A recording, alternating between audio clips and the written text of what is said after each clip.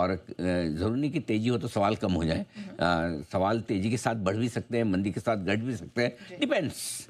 Okay, किस वक्त किस तरह के सवाल सामने आते हैं। पहला, क्या लगातार तीसरे दिन बाजार मजबूत रह सकते हैं? क्या नया लाइफ हाई बनाने को निफ्टी तैयार है इस वक्त?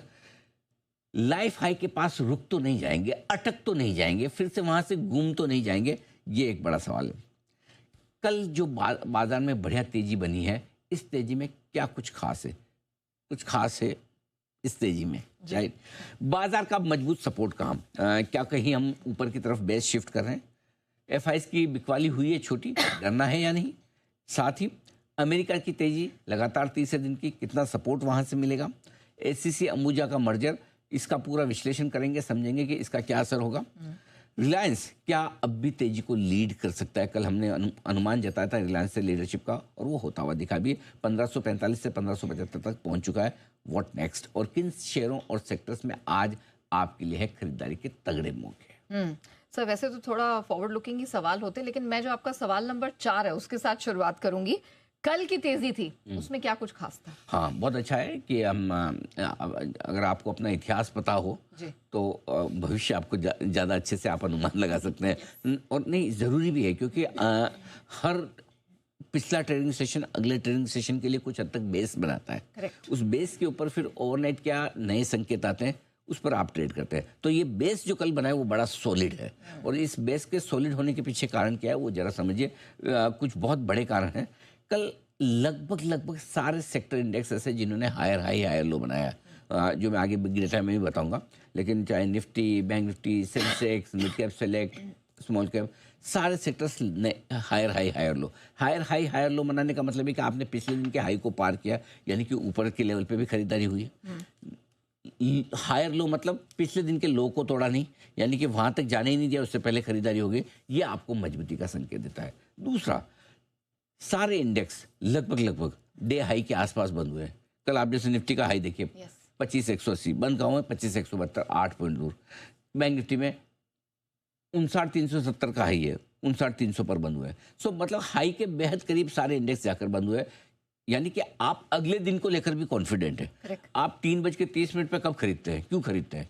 क्या आपको लगता है कल इससे ऊपर मिलेगा मार्केट? Of course. बराबर ना? जी। बाकी क्यों खरीदेंगे? अगर आपको ये लगे कल तो हो सकता है नीचे मिलेगा तो ठीक है। कल हमने 3:20 की स्टडी दी भी थी, आपको याद होगा, कि खरीद के जाइए, राइट? निफ्टी पे तो बहुत क्लियर कट कॉल था। निफ्टी, बैंक निफ्टी दोनों खरीदने की राय दी थी, और ये भी कहा कि अगर नीचे मिले मौका और ऐड करेंगे। अब दीजिए, जिसने कल BTST किया है, खरीदा है, उसके लिए फायदा है ही आज, बिल्कुल। तो ये है दूसरी चीज। तीसरी चीज जो है, सभी के सभी सेक्टर हरे निशान में।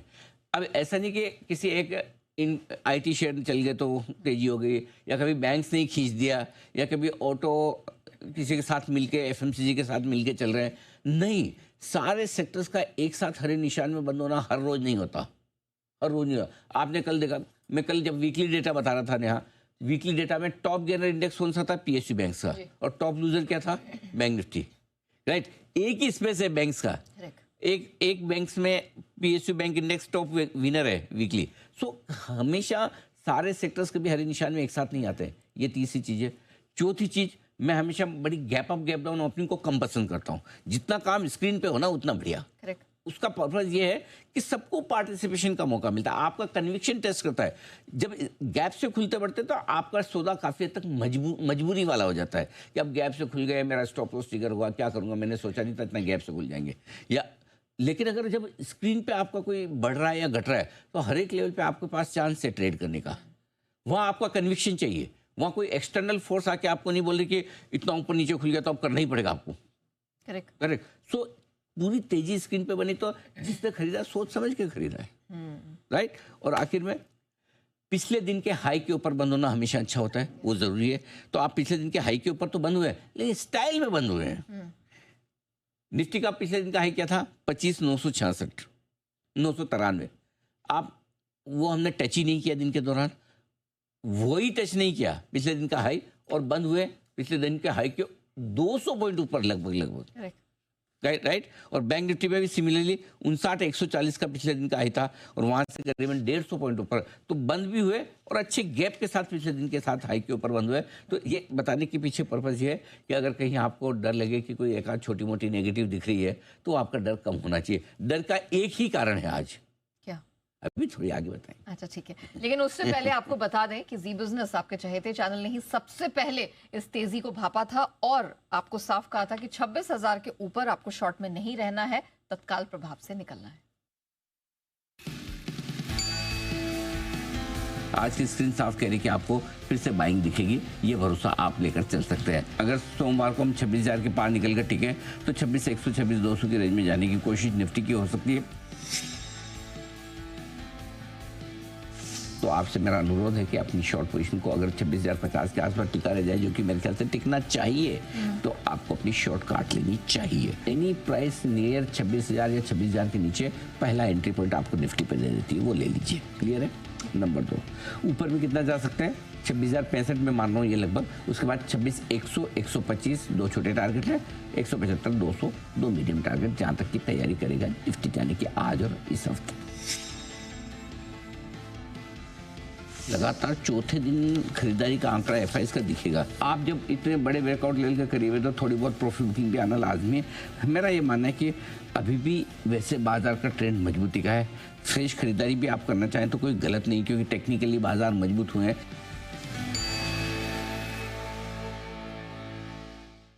चलिए आगे के डेटा पॉइंट्स को समझेंगे, लेकिन उससे पहले कुछ बड़े ट्रिगर्स हैं आने वाले समय के जो आपके लिए समझना जरूरी है। बढ़ते हैं बड़े ट्रिगर कैसा असर की तरफ।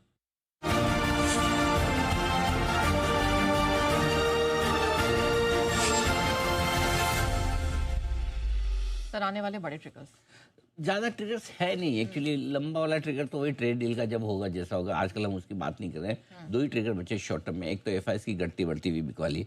अभी क्या है, लोकल फंड तो लगातार खरीदते तो उसको ट्रिगर नहीं छोड़ दिया हमने कि वो तो अज्यूम करके चलेंगे, ये तो खरीदते रहेंगे। एफआईएस की कल हल्की सी बिक वाली आई तो कभी गर्म कभी नरम वाला मामला जो एफआईएस का, ये एक बड़ा ट्रिगर है बाजार के लिए। सबसे बड़ा ट्रिगर यही है। दूसरा, 3 दिनों की तेजी के बाद कल रुपए में हल्की सी कमजोरी हुई तो थोड़ा सा उतार चढ़ाव रुपए में बढ़ने के संकेत है। तो देखते हैं इसकी ये दो चीजें अभी शॉर्ट टर्म में है भारतीय बाजारों के लिए, आगे ट्रिगर के लिए आज से। लेकिन डेटा किस